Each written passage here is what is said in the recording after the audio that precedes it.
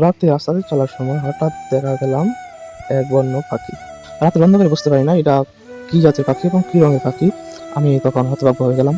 হঠাৎ কি উড়াতে গেল, কি রকমের পাখি না অন্য কি। তারপরে টর্চ লাইট দিয়ে দেখতে পাই এটা একটি বন্য কাঠকোয়ালি পাখি। আমাদের গ্রামের পাশে বলা হয় কাঠকোয়ালি পাখি। পাখিটি দেখি আহত হয়ে পড়েছে। তো এই পাখিটি উদ্ধার করার জন্য আমি কিছুক্ষণ অপেক্ষা করলাম। অপেক্ষা করে দেখতেছিলাম যে পাখিটি কি রকম আঘাত পেয়েছে।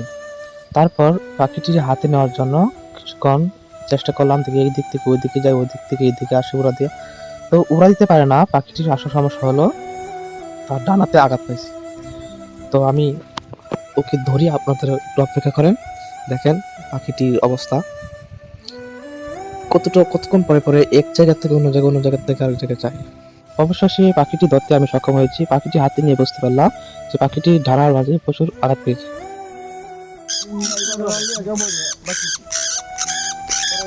এখন আমি পাখিটি নিয়ে বাসায় যাব। বাসায় নিয়ে পাখিটিকে একটা সুরক্ষিত স্থানে রাখবো।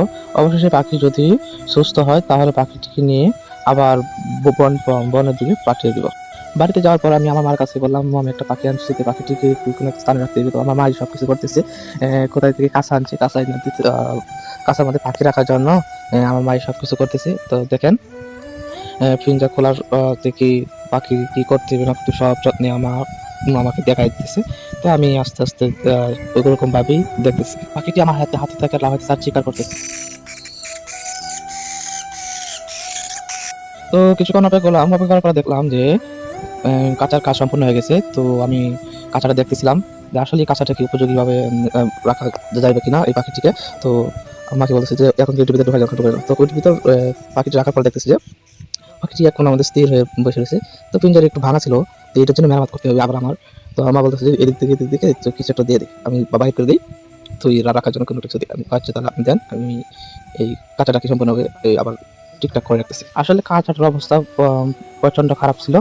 তো কাঁচাটা আমি নিজের হাতে মেরামত করবো, করে তারপরে পাখিটিকে নিশ্চিন্তে এই বাচ্চার ভিতরে বন্দি করে রাখতে আমার কোনো টেনশন হবে না। আমার সাথে আমার ছোট্ট একটা বাচ্চা আমাকে হেল্প করতেছে যে কাকা এই দিক থেকে না ওই দিক থেকে একটা নেট দিয়ে তুমি এই কাঁচাটাকে শক্ত করে বাঁধো। আমি তারপর বললাম যে যাও তুমি একটা নেট নিয়ে আসো, আমার কাছে বলো একটা নেট দিতে। ততক্ষণই গেল গিয়ে আমার আমার কাছে বলতেছে যে একটা নেট দিত। আমার নেট না দিয়ে কিছু খাবার দিতেছে, পাখিটিকে কিছু খাবার দিতে হবে। তো আমি বাচ্চা তাহলে পাখিটিকে একটা খাবার দিই। তো ওই দিক দিয়ে আমার বাচ্চা আবার গেলো একটা নেনারের জন্য, আর আমি বলতেছি যে পাখিটিকে খাবার খাওয়াই নি।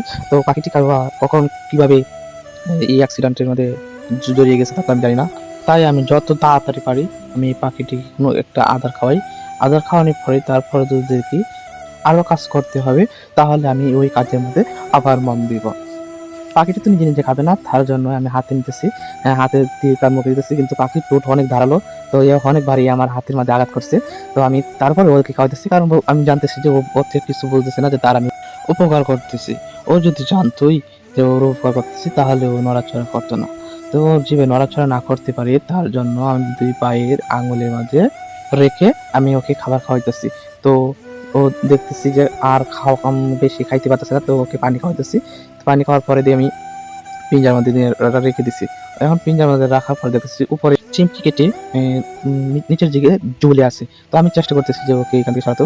এতে ওকে সরানোর পরে আবার ওই নেটটা দিয়ে আমি আবার এই পিঞ্জাটাকে সুরক্ষাভাবে যেভাবে তাকে মানে বিড়ালের থেকে রক্ষা পাই, তো ওকে আমি এরকম ভাবেই যতবার রাখার জন্য চেষ্টা করতেছি। রাতের বেলা যদি বন বিড়াল আসে আমার এই পাখির ছানাটাকে যদি আঘাত করে, তো তাই আমি পাখিটাকে নিরাপদ স্থানে রাখার জন্য চেষ্টা করতেছি। কারণ আমার এই যে কাঠটা আছে, কাঠের পিছনেই ওকে রাখতেছি, যে ওকে সারাক্ষণ আমি দেখতে পারি।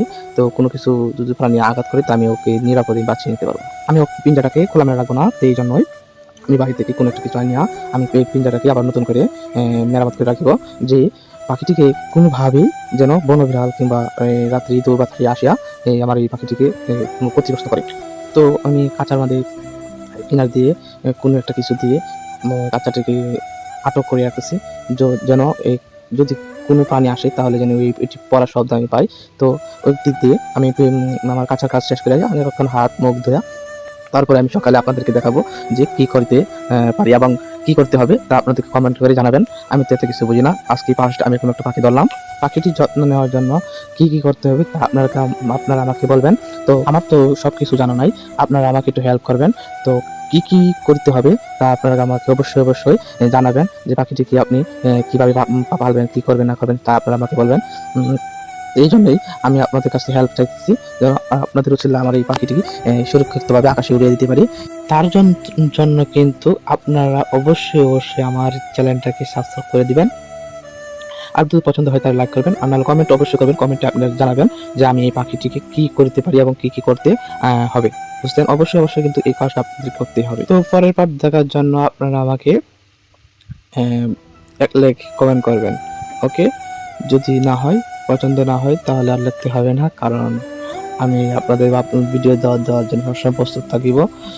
যদি আমার মনোবল প্রকাশ করার জন্য যদি আপনারা কমেন্ট না করতে পারেন তাহলে এরকম আর ভিডিও করবো না, ওকে? তো এই পর্যন্ত আজকে, আসসালামু আলাইকুম।